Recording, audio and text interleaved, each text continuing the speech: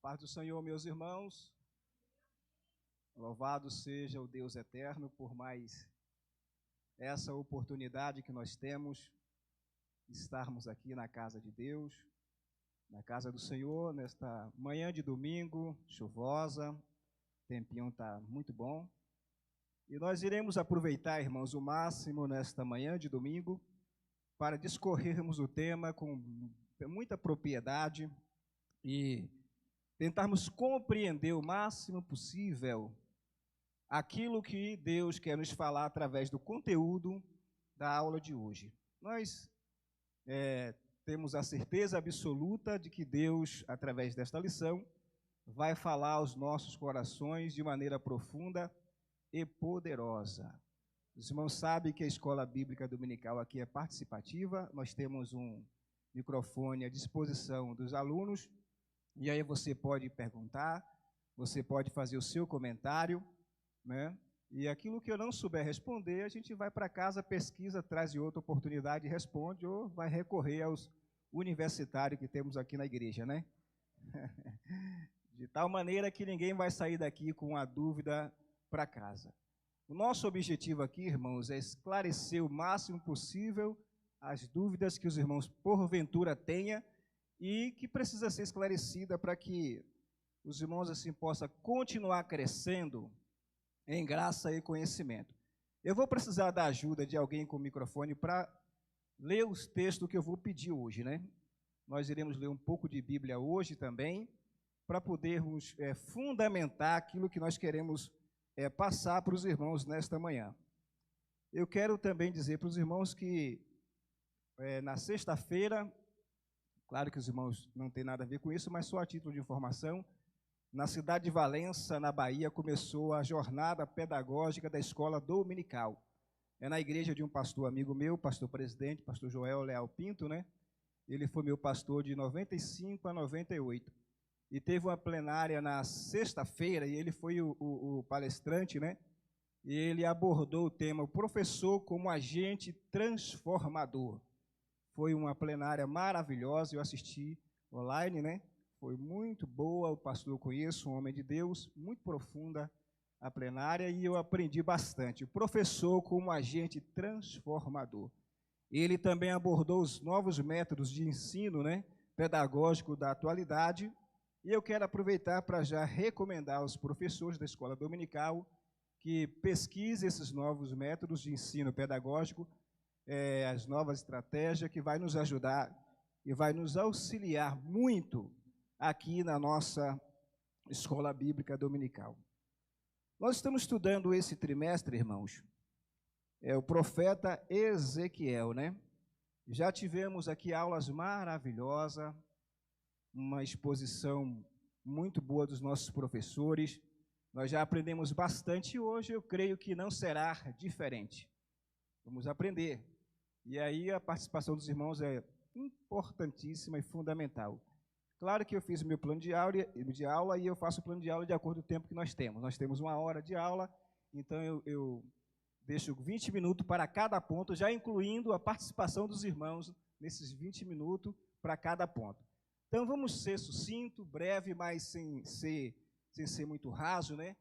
E aí eu quero perguntar a pergunta que nunca mais eu fiz aqui. Quem estudou, não estou perguntando quem leu, mas quem estudou a lição de número 8 esta semana? O evangelista Remildo, mais uns dois aí, né? Agora, quem deu uma lidinha assim, superficial por cima? Quase que ninguém, irmão. Estou quase sozinho hoje, então. Se virar uns 30, pastor. Mas graças a Deus por isso. Deixa eu tomar um pouco de água, irmãos, antes de entrar na introdução. Mas isso não vai inibir a participação dos irmãos, tá? Meus queridos, naquele contexto em que estava inserido o profeta Ezequiel e também o profeta Jeremias, havia um anúncio iminente da invasão de Judá por parte do reino da Babilônia, ou do Império Babilônico. Era iminente a invasão. Era um juízo de Deus contra o comportamento daquela nação.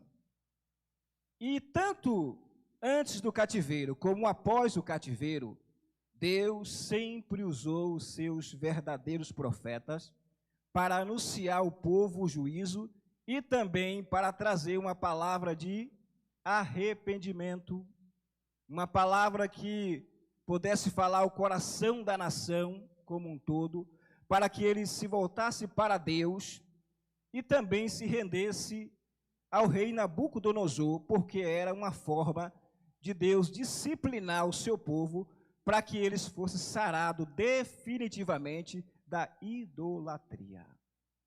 E naquele contexto de verdadeiros profetas de Deus como Ezequiel e Jeremias, também surgiram os falsos profetas, os falsos pastores, cujo objetivo era desencaminhar a nação, distanciá-la de Deus com mentiras, com falsas mensagens.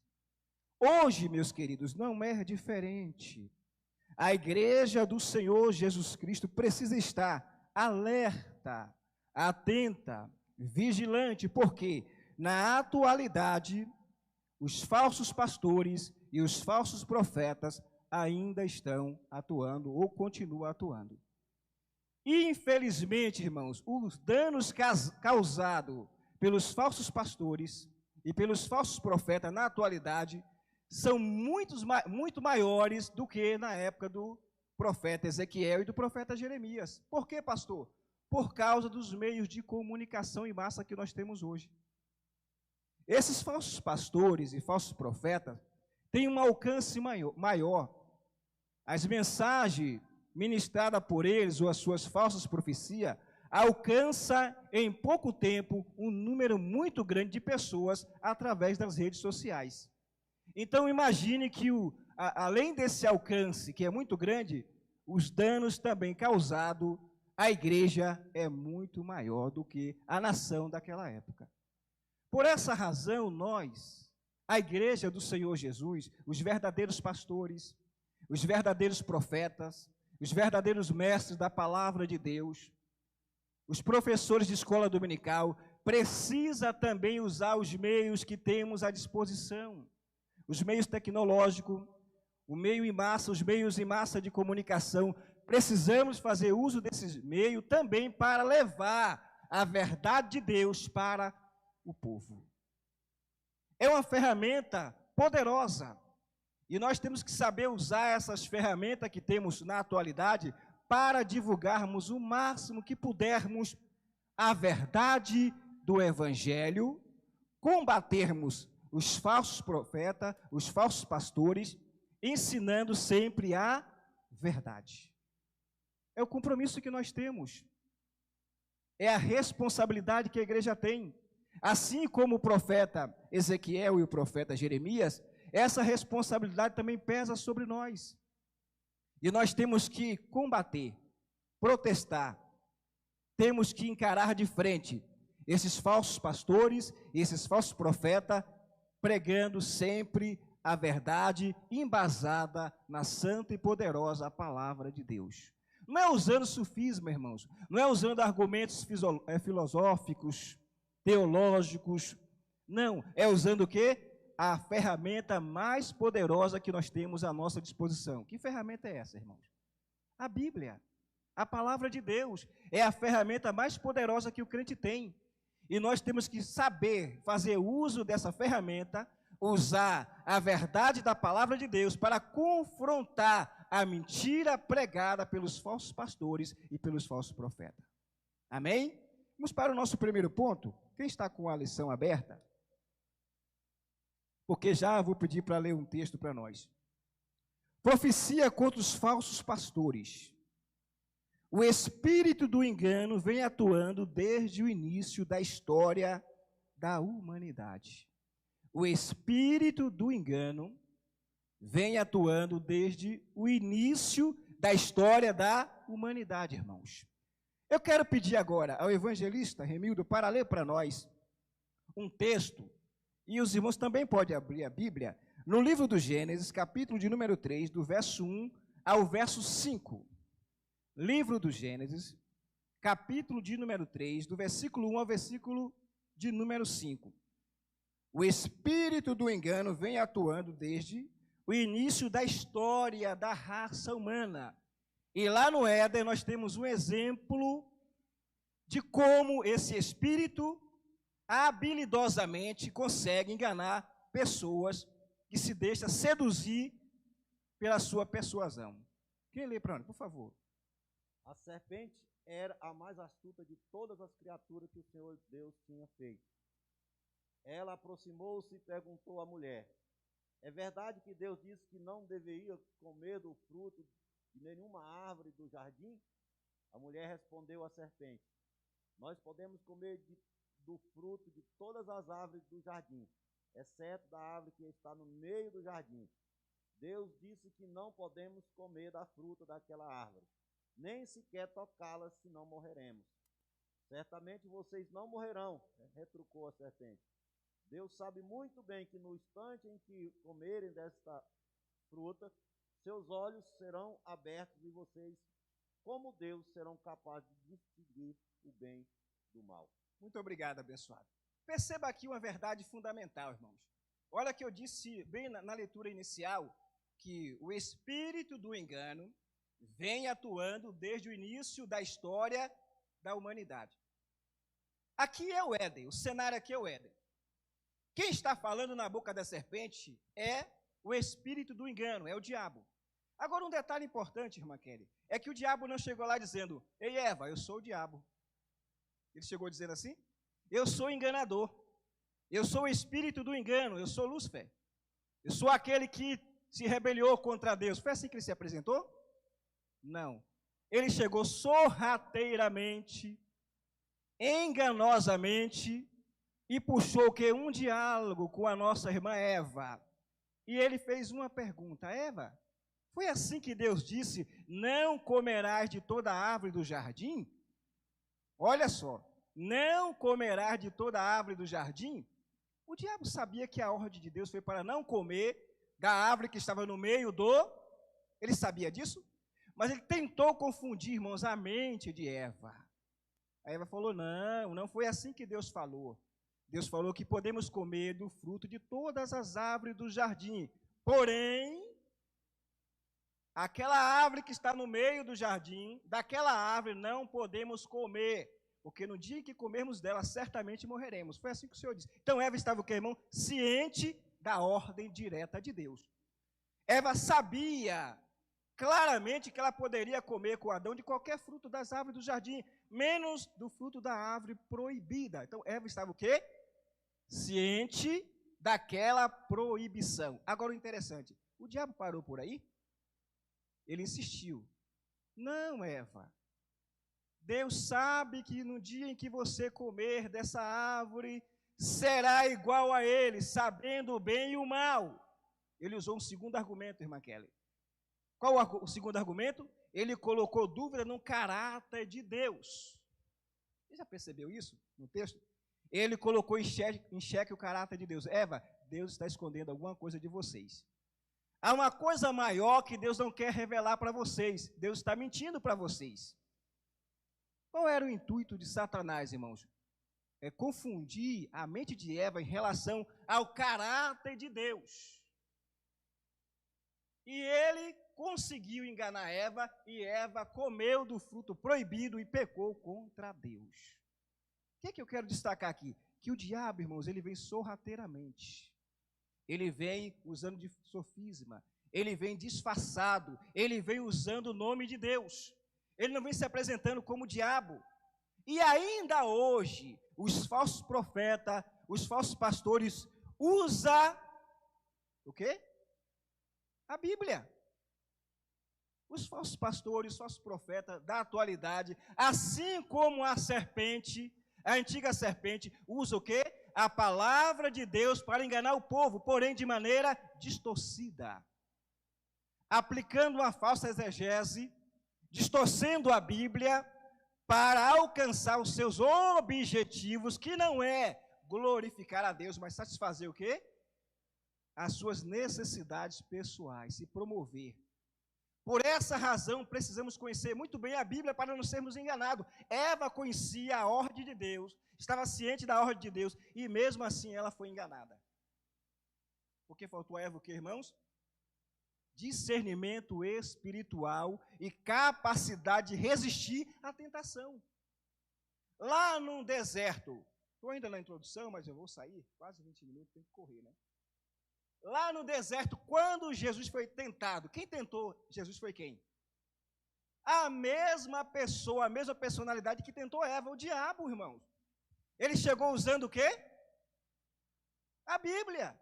Está escrito que aos teus anjos dará ordem a teu respeito, não é assim que ele fez? Aí Jesus falou o quê? Mas também está escrito. Olha que Jesus maravilhoso. Mas também está escrito, não tentarás ao Senhor teu Deus. Jesus venceu o diabo usando a palavra, e nós iremos vencer os falsos profetas, os falsos pastores, usando a palavra. Agora um detalhe, usando a palavra de maneira correta, porque eles também usam a palavra, mas de maneira errada, distorcendo a palavra para nos enganar. Vamos lá.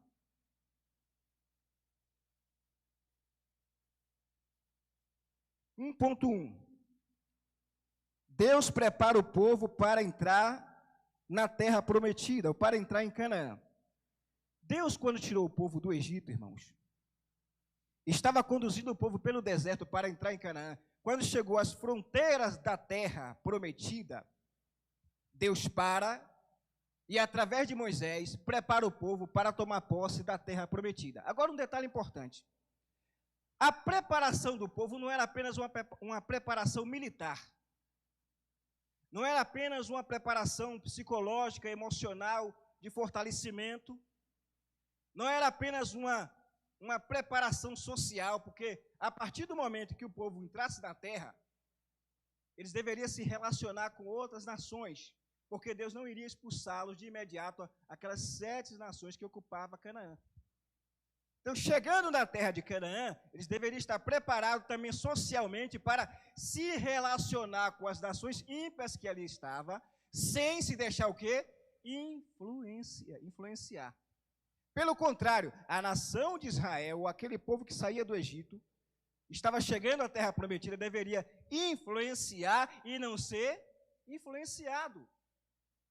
Porque a sociologia que estuda o comportamento humano e as relações humanas, melhor dizendo, diz que o homem não vive isolado, mas que no meio em que ele está se relaciona com o seu próximo, com o seu semelhante. Então Israel estava ali, não isolado, deveria se relacionar, mas não se deixar influenciar pelas práticas pecaminosas e pagãs das nações que ali estavam. Pelo contrário, deveria influenciar aquelas nações. Então, o preparo não foi só militar, psicológico, social, mas também religioso. Um preparo espiritual. Deus sabia de antemão que aquele povo, chegando naquela terra, ia ser tentado a distanciar-se do verdadeiro culto, do verdadeiro Deus, da palavra de Deus, das orientações de Deus, para seguir os cultos pagãos. Então Deus agora prepara o povo espiritualmente para lidar, irmãos, com os falsos profetas e com os falsos pastores. Agora, um detalhe importante é que a ameaça maior não estava do lado de fora. A ameaça maior contra Israel estava onde? No meio do povo. Dentre eles. Por quê? Dentre o povo surgiu, irmãos, falsos profetas e falsos pastores para distanciar aquele povo de Deus. Continuando aqui. Eu gostaria que alguém lesse para nós aí, Deuteronômio capítulo 13, versículo 1 a 5. O evangelista Remildo, que já está aqui com o microfone, lê para nós aí Deuteronômio, capítulo 13, versículo 5, 1 a 5.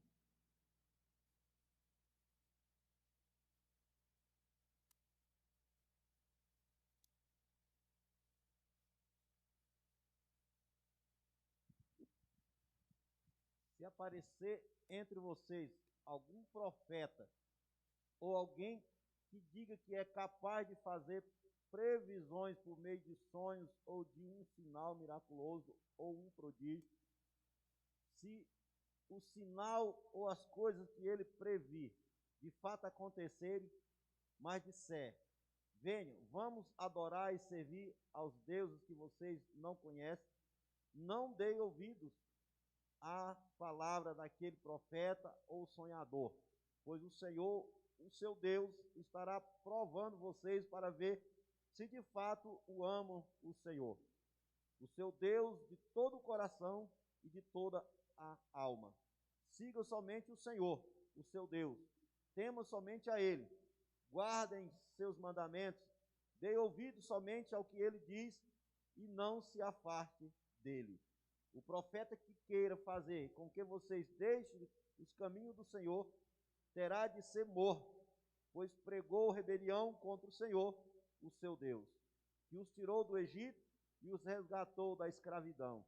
Esse profeta tentou afastá-los do caminho que o Senhor, o seu Deus, lhes ordenou que seguisse. O mal será eliminado do meio de vocês. Olha que interessante, irmãos.